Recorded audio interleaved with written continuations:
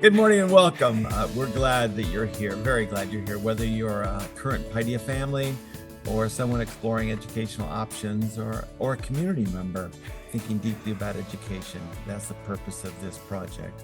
I'm Dr. Brian Winsor. I'm the executive director and the founder of Paideia Academies from back in 2011-12.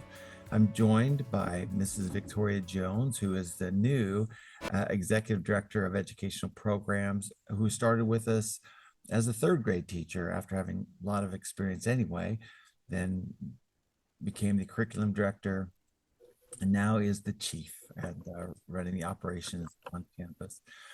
Today's conversation is the beginning of a new series, our desire to become a thought leader and to help the Paideia community, the South Mountain, South Phoenix community in the Phoenix area.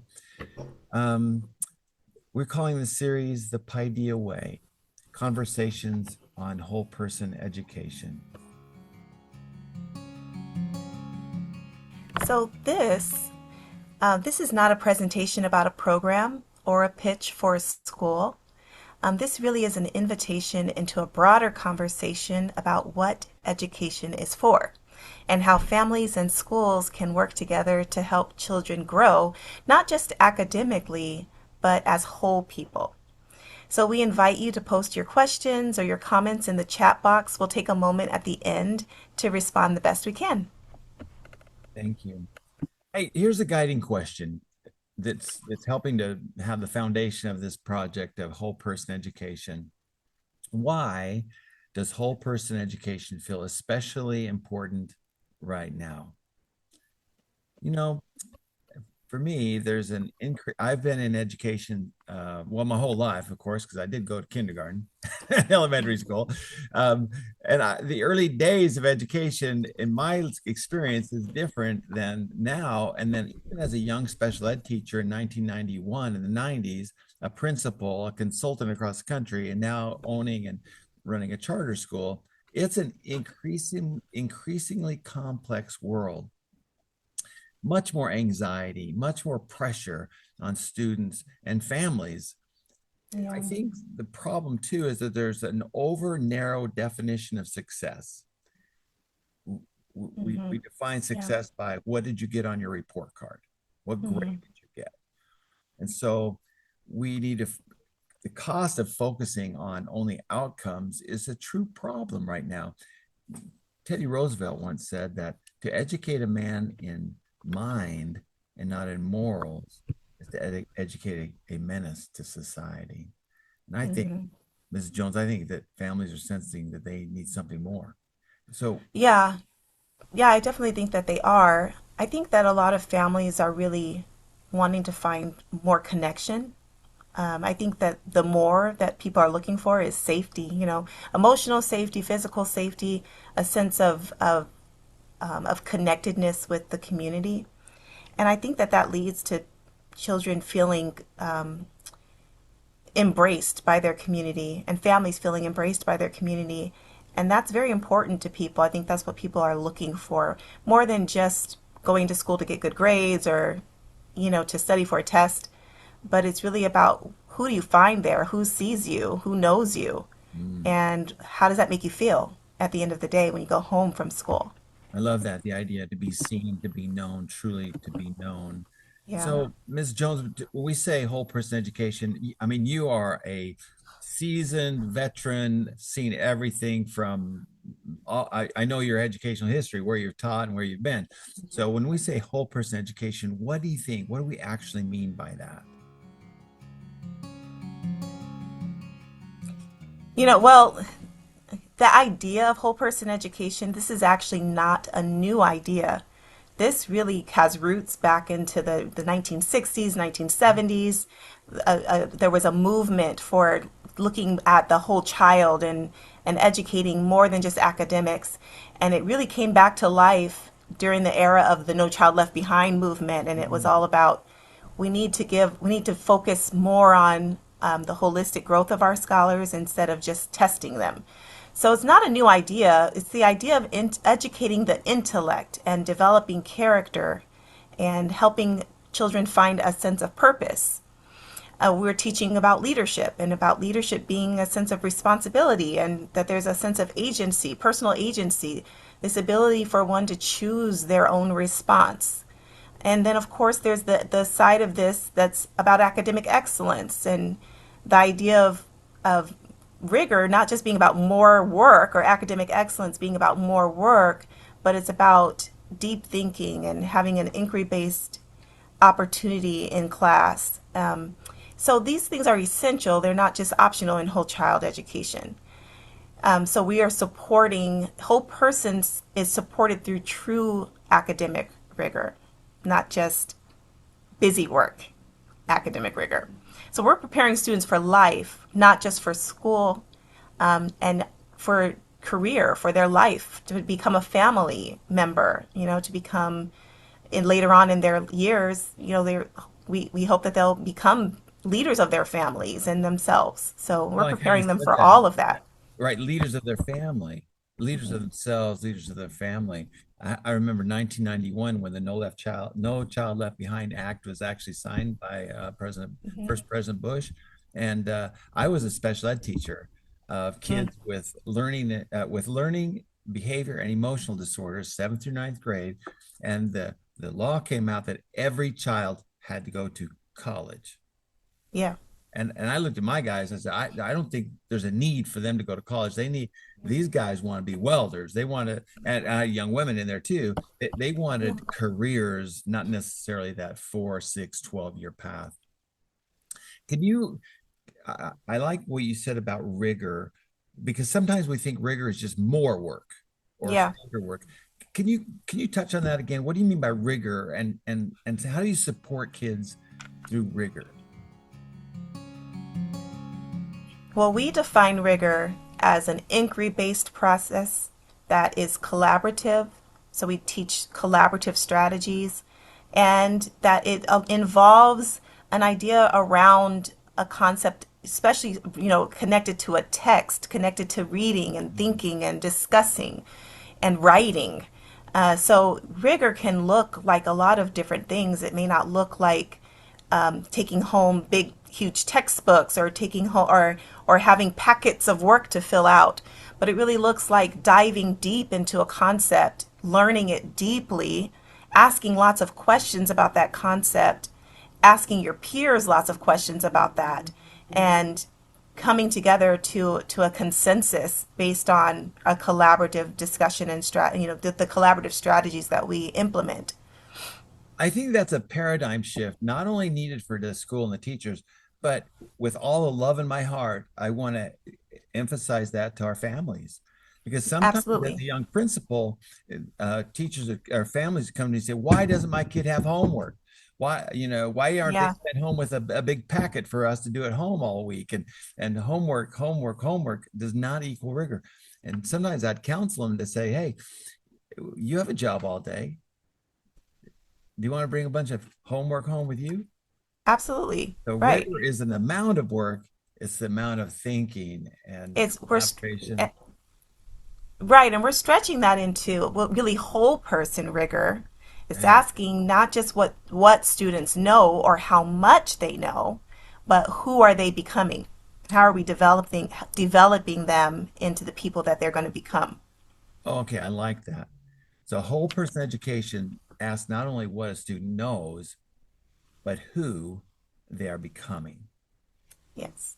So crucial for our future in America and in South Phoenix and in Phoenix and in our whole world. Let's use Yes. education to help people become instead of just what they know. Yes. So, why is Paideia choosing to host this conversation publicly? Well, I Yeah. think it's because schools have a responsibility to contribute to the broader community. In the old Yeah. days, there was a school and a post office, and that was the center of town, and a church. School, post office, church. That was the Yeah. center of the town, and people gathered there as the community center. And I think families deserve this thoughtful, honest conversation about education.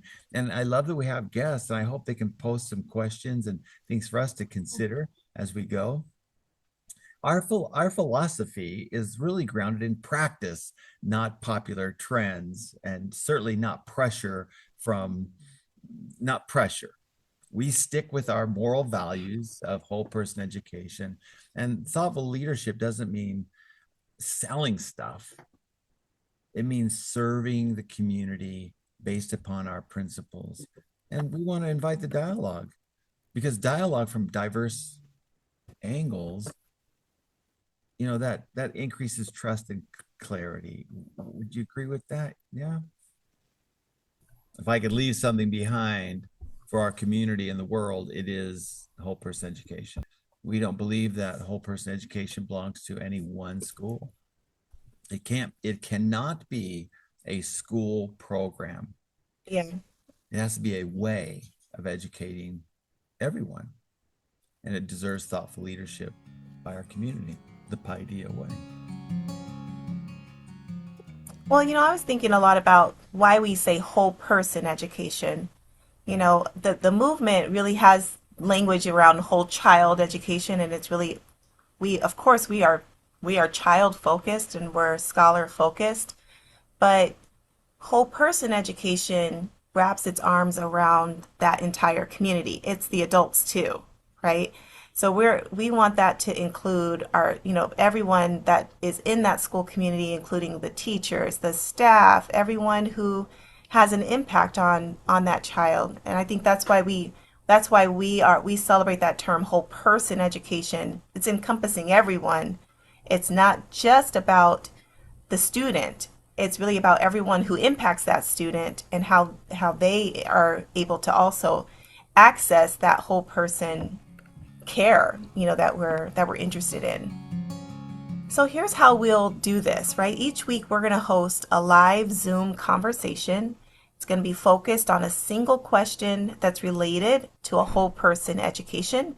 It's going to be from leadership in academics to family partnerships and how to choose a school thoughtfully, everything that could impact a community member, a parent, anyone around who's interested in whole person education. So we'll do the live webinar. It will be recorded as a podcast. We'll post to Spotify, to iHeartRadio, Apple, and others. More to come. This is a conversation that's open to families and to our broader community. It's open to everyone and anyone who's interested in that topic or has more to learn. And it's designed really to support reflection. There's no pressure here. There's no right or wrong answer. We really want to open up the dialogue and open up this conversation around whole person education to support the entire community and everyone. And I hope also that, Mrs. Jones, you have some wonderful experts on your campus who I would love to hear from in this We do. conversation and invite them in. And I imagine that in the community, we have some other people who are deeply invested in whole person education, whether it's a minister at a different church or somebody from South Mountain Community College. ASU is a great partner of ours in our community. So we'll expand this to more thought leaders and to our families. So you've got some great parents there too, have been with us a long time and understand whole person education from the family perspective. We certainly do. We have a large community of experts in this. Really, people who've been with us for a long time, whether as staff members or as parents, as families, as community members, people who may not have a direct connection to Paideia, but they're in our community and they impact us and we impact them. So we want all of those people to be involved here in this process. So I know I want to give you a little sneak peek on some of our upcoming episodes and some of the topics we'll be covering on this podcast. So developing leadership in young children and adolescents. We'll talk about academics and beyond. We'll talk about what it means to be well educated and what are we looking for in a well educated child. We'll definitely dive into family partnerships and into community partnerships and connection and into thoughtful decision making, mission living, mission planning, and how all of those things tie together into developing a strong and healthy whole person. So I know we'll have some interesting topics coming up that I can't wait to dive into these discussions. Each conversation in this series will end with one simple practice, something that we hope families can try during the week to support whole person balance. So we're going to I'm start that excited now. about So this part of it. I'm really excited about this I'm part. excited about this too, because this is actually something you can try at home. So this week, we are challenging you to practice name what matters. So to do this week, we would like you to take 5 quiet minutes. You can do this alone or with your family. You might do it first alone and then with your family. It's up to you. But we want you to reflect on this question. What do you hope education helps us become, not just achieve? What do we hope education helps us become, not just achieve? Don't worry, you don't need a perfect answer to any of these questions. You're just going to notice what comes up and what sticks out to you as important. You're going to name what matters in reference to that question. What do we hope education helps us become, not just achieve? Hey, as we end today's conversation, we want you to remember something.